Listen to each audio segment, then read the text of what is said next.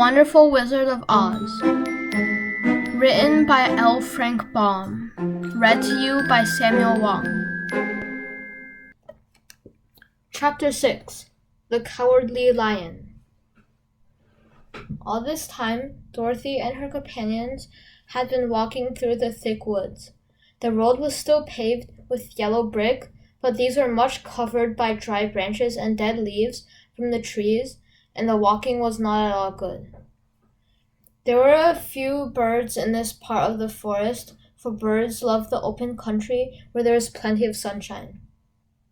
But now and then there came a deep growl from some wild animal hidden among the trees.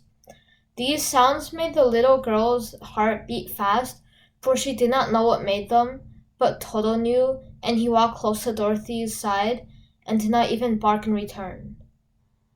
"How long will it be," the child asked of the Tin Woodman, "before we are out of the forest?"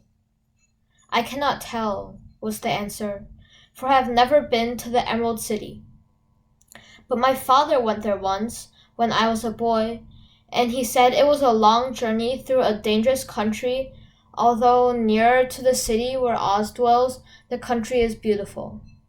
But I am not afraid so long as I have my oil can, and nothing can hurt the Scarecrow, while you bear upon your forehead the mark of the Good Witch's kiss, and that will protect you from harm."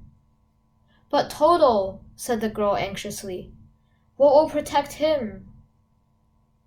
"We must protect him ourselves if he is in danger," replied the Tin Woodman. Just as he spoke, there came from the forest a terrible roar, and the next moment a great lion bounded into the road. With one blow of his paw, he sent the Scarecrow spinning over and over to the edge of the road, and then he struck at the Tin Woodman with his sharp claws. But to the lion's surprise, he could make no impression on the tin, although the Tin Woodman fell over in the road and lay still. Little Toto, now that he had an enemy to face, ran barking towards the lion, and the great beast opened his mouth to bite the dog, when Dorothy, fearing Toto would be killed, and heedless of danger, rushed forward and slapped the lion upon his nose as hard as she could, while she cried out, "Don't you dare to bite Toto! You ought to be ashamed of yourself, a great big beast like you, to bite a poor little dog." "I didn't bite him," said the lion, as he rubbed his nose with his paw where Dorothy had hit it. "No, but you tried to," she retorted. "You are nothing but a big coward." "I know it," said the lion, hanging his head in shame. "I've always known it, but how can I help it?" "I don't know, I'm sure. To think of your striking a stuffed man like the poor Scarecrow." "Is he stuffed?" asked the lion in surprise, as he watched her pick up the Scarecrow and set him upon his feet while she patted him into shape again. "Of course he's stuffed," replied Dorothy, who was still angry. "That's why he went over so easily," remarked the lion. "It astonished me to see him whirl around so." "Is the other one stuffed also?" "No," said Dorothy. "He's made of tin." And she helped the woman up again. "That's why he nearly blunted my claws," said the lion. "When they scratched against the tin, it made a cold shiver run down my back. What is that little animal you are so tender of?" "He is my dog, Toto," answered Dorothy. "Is he made of tin or stuffed?" asked the lion. "Neither. He's a meat dog," said the girl. "Oh, he's a curious animal and seems remarkably small now that I look at him. No one would think of biting such a little thing except a coward like me," continued the lion sadly. "What makes you a coward?" asked Dorothy, looking at the great beast in wonder, for he was as big as a small horse. "It's a mystery," replied the lion. "I suppose I was born that way.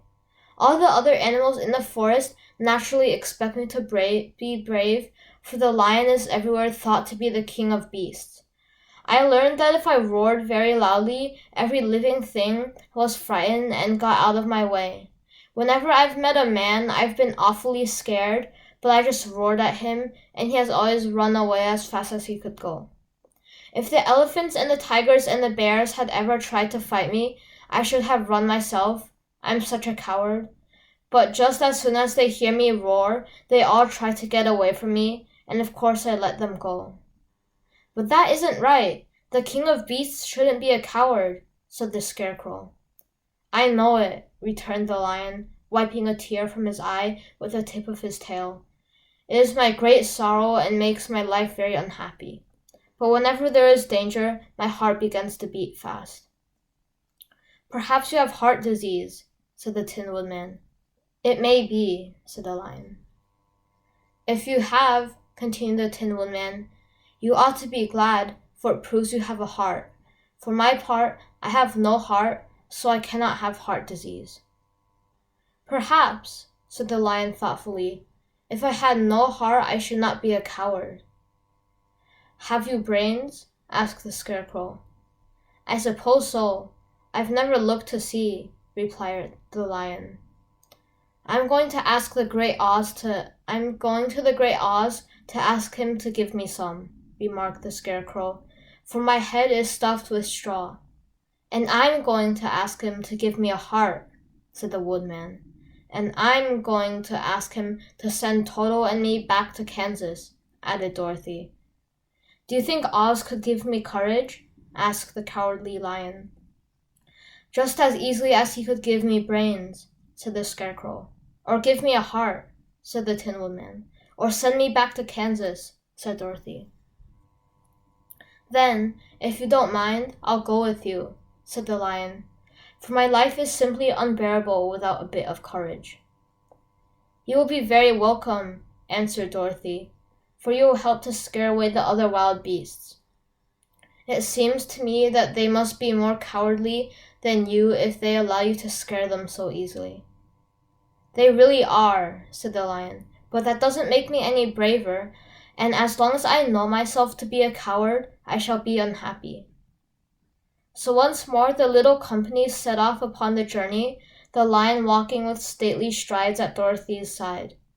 Toto did not approve this new comrade at first, for he could not forget how nearly he had been crushed between the Lion's great jaws. But after a time he became more at ease, and presently Toto and the Cowardly Lion had grown to be good friends. During the rest of that day, there was no other adventure to mar the peace of their journey. Once, indeed, the Tin Woodman stepped upon a beetle that was crawling along the road and killed the poor thing. This made the Tin Woodman very unhappy, for he was always careful not to hurt any living creature, and as he walked along, he wept several tears of sorrow and regret. These tears ran slowly down his face and over the hinges of his jaw, and there they rested. When Dorothy presently asked him a question, the Tin Woodman could not open his mouth, for his jaws were tightly rusted together. He became greatly frightened at this, and made many motions to Dorothy to relieve him, but she could not understand. The Lion also puzzled to know what was wrong. But the Scarecrow seized the oil can from Dorothy's basket and oiled the Woodman's jaws, so that after a few moments he could talk as well as before. "This will serve me a lesson," said he, "to look where I step. For if I should kill another bug or beetle, I should surely cry again, and crying rusts my jaws so that I cannot speak." Therefore, thereafter, he walked very carefully, with his eyes on the road, and when he saw a tiny ant toiling by, he would never step over it, so as not to harm it. The Tin Woodman knew very well he had no heart, and therefore he took great care never to be cruel or unkind to anything.